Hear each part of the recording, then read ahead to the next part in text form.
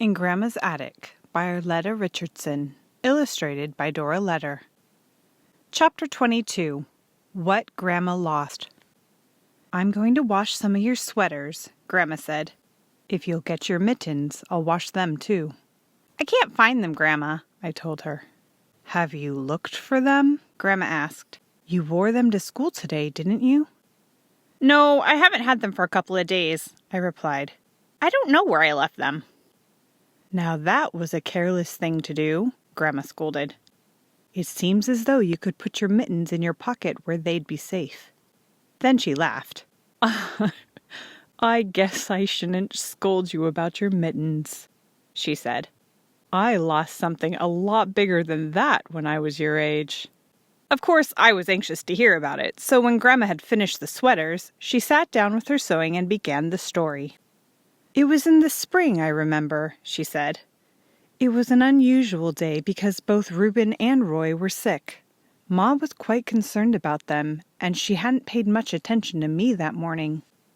It wasn't until I was ready to go out the door that she really noticed me."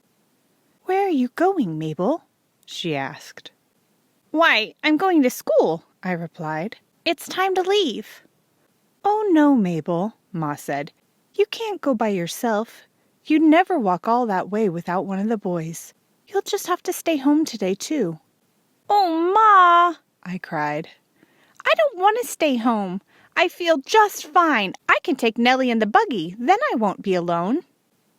Ma looked doubtful, but she had the boys on her mind, so she said, "Well, go and ask Pa about it. If he says it's all right, I suppose you can." I hurried out to the barn, sure that Pa would see things my way, but he was reluctant too. "I'd take you to school myself, Mabel," he said, "but with both boys sick, I'm behind in the chores this morning.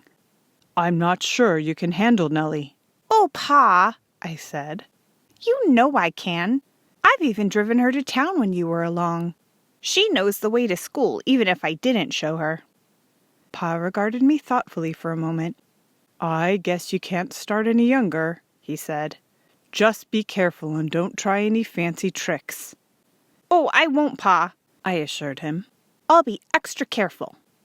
I ran back to the house to tell Ma that I could go, and Pa hitched Nellie to the buggy. "I felt pretty proud, I can tell you," Grandma continued. "I didn't know of any other girl at school that was allowed to bring a horse and buggy by herself. A lot of the boys did, of course. In fact, some of them just rode their horses to school." As Nellie clip-clopped along the road, I began to imagine what the boys would think if I should come riding up to the schoolhouse on my horse. They would certainly take notice of me, I was sure. The more I thought about it, the better the idea seemed to me. I began to wonder how I could manage it. It didn't occur to me at the time that I was conforming to the things that would make me popular instead of doing what my father wanted. The temptation to be noticed by the boys was irresistible. I had often ridden Nellie around the farm, so that was no problem. But what could I do with the buggy? By the time we came to Carter's Grove, I had forgotten about Pa's warning against fancy tricks. I decided that here would be a good place to leave the buggy for the day. I would put it off the road among the trees and get it on the way home. It didn't take long to unhitch Nellie, but it was a little harder to push the buggy off the road. It was only a small one, but I wasn't very big. Nevertheless, I managed to push it to a spot where I thought it would be safe for the day. Then I climbed on Nellie's back and continued on to school. Grandma smiled to herself as she sewed. Then she continued. "I was right about it causing a stir at school," she said. "The girls all gathered around, and even some of the boys looked pretty envious. When we went into school, the teacher mentioned it. 'Your father must trust you, Mabel, to let you come alone with the horse. You must be very careful and go straight home after school.' 'Yes, ma'am,' I replied. 'I will.' But I was beginning to feel ashamed of myself. Pa had trusted me, and he certainly hadn't expected that I would leave the buggy along the side of the road. However, the pleasure of having Nellie at school kept me from worrying about it for long. I would hitch up the buggy on the way home, and no one would need to know about it. Sarah Jane and I rode Nellie around the school ground at noon and had a wonderful time. I even hoped that Reuben and Roy would have to stay home another day so we could do it tomorrow. As soon as school was out, I started straight for home. I didn't know how long it would take to get Nellie hitched to the buggy again because I had never done it by myself before.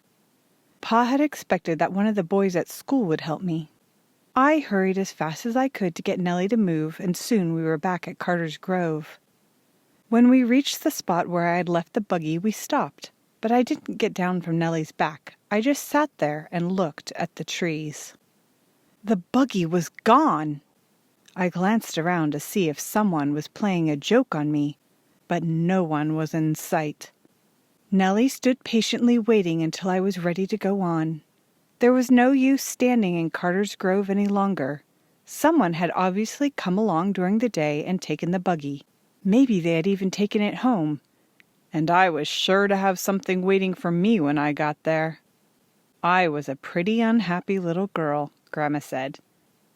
Besides having to face Pa, the boys would hear about it and never let me forget it. Fortunately, Pa was out in the field when I got home, and he didn't see me come in on Nellie. I put her in the barn and quickly ran to the house. Ma was relieved to see me. "Did you get along all right, Mabel?" she asked. "I worried about you all alone with the buggy."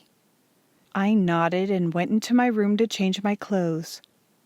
Ma would really have worried if she had known that I didn't even have the buggy. I knew that she would find out, but it seemed better to wait as long as possible to break the news. I was so worried about what I would tell Pa that I must have looked sick, for after a while Ma felt my forehead. "Dear me," she said. "I hope you aren't coming down with what the boys have. Do you feel bad?" "No, Ma," I replied. "I feel fine. I'm a little tired, I guess." I got busy setting the table for supper and helping Ma around the kitchen. Long before I was ready for it, Pa came in to wash. "I see you got back safely, Mabel," he said with his face in the wash dish. "You should have called me to unhitch for you. Where did you put the buggy anyway?" "I guess I lost it, Pa," I said in a small voice. Pa stopped splashing water, and there was silence in the kitchen. "You guess what?" he said in a puzzled voice. I guess I lost it," I repeated in a smaller voice. Pa lifted his head slowly and turned to look at me in disbelief. The water ran off his beard, but he didn't seem to notice. "Will you kindly tell me how you can lose a buggy?" he roared. "Nellie hasn't run fast enough to part with the buggy since she was a colt. How could you lose a buggy?" By this time I was sobbing, and Ma was taking me on her lap. Pa began to mop his face with the towel and stomp toward the door.